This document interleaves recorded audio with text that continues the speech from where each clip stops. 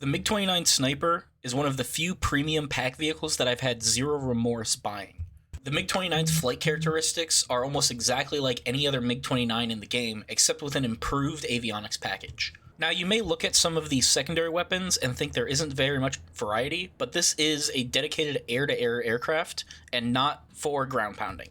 While the air-to-air missile selection is not the most comprehensive in the game, your R-27s are going to be your bread and butter in-game. With the R-27s, you also have two different options. You have the R1s and the ERs. I personally prefer the R-27 ERs because they have an extended range and also just hit like a brick. You also have your R-60 MKs, which, while are a decent missile and are all aspect, they are extremely flare hungry, which makes them pretty easily defeated. Now, the question you may be asking is this worth the money to buy it? I 100% think that this is one of the greatest planes that you can purchase that is a premium vehicle. In my squadron, we've had 5 people all buy it within the same week, and we all fell in love with this aircraft immediately. This is also a great aircraft to start your Italian air tree grind with.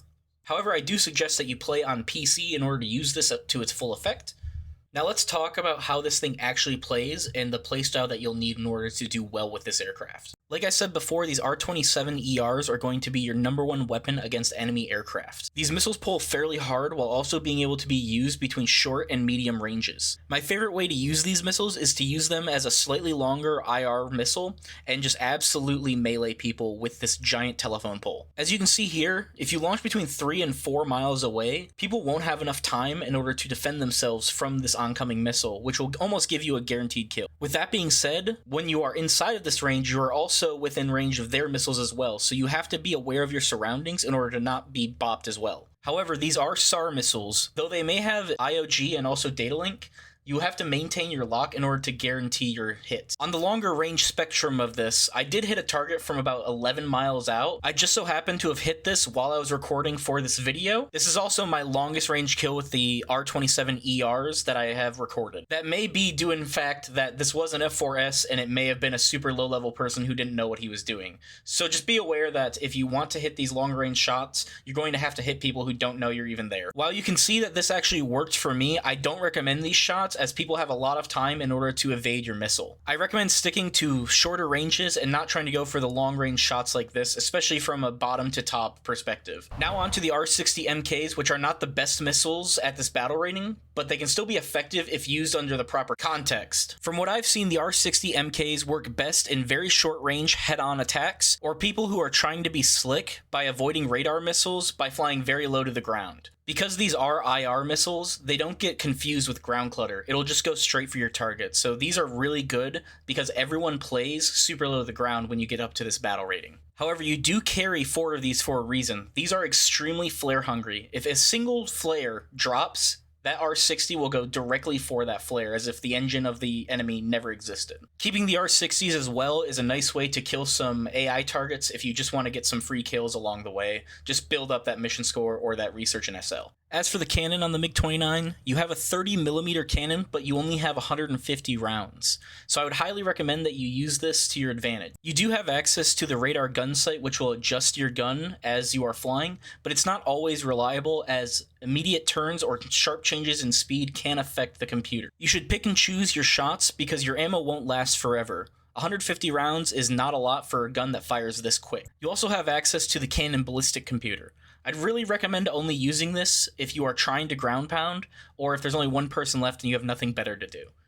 But be sure to conserve that 30mm ammo because you never know when it could come in handy. Conserving it may be easy because these 30 mils really do pack a punch, and you only have to hit something a couple times in order to fully destroy it. The MiG-29's flight performance, however, is pretty mediocre compared to everything else you'll be facing. In up tiers up to 13.7, you could be facing some very scary planes with crazy maneuverability, like the Gripen for example. But in down tiers, you'll be facing things that are less maneuverable, like F4 Phantoms and MiG-23s. You also get access to a Cobra button, which, while it may be cool and you may think you're top gun, this will not help you very much. My recommendation is if you're in an up tier, try to limit turns to only the necessary ones, but in down tiers, you can play a lot more with your turns.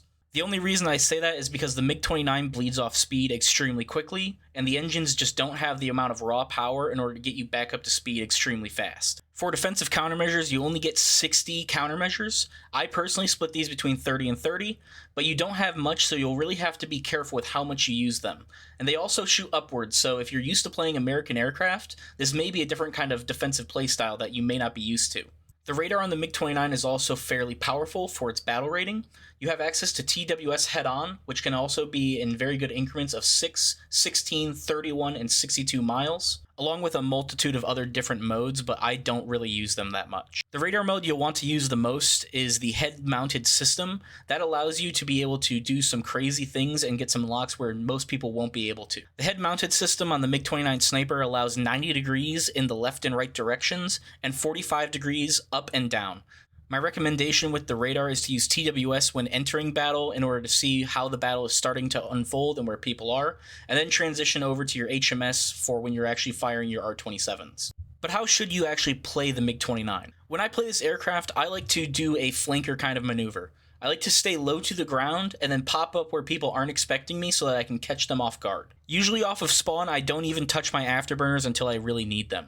This will allow the battle to start to unfold and people will start wasting missiles and getting fixated so that you can pop up and take people out. The time to pop out is going to be when you know someone isn't looking in your direction and they don't know you're there. That's when you'll pop up, hit them with the HMS, and then pop them with an R-27ER.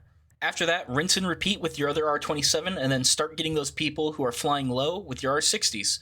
Overall, this Mig-29 Sniper is an absolute steal if you buy it. Especially if you get it on sale, this is one of the best planes that you can buy in the entire game. With everything said and done, for air battles, I would give this plane a solid 8.5 out of 10 for its air-to-air loadouts, and also its capability. This thing is so strong, it can even compete in 13.7 games, where people think that you are a joke. As for ground battles, because of the very poor choices of loadouts, and it being 12.7 with no active guided munitions, I would sadly have to rate this at a 5 out of 10 for ground battles. While it does still have some munitions that you can use, it won't be enough and you'll probably get shot down while doing it. Overall, I think this plane is the absolute best bang for buck that you can buy with a top tier premium.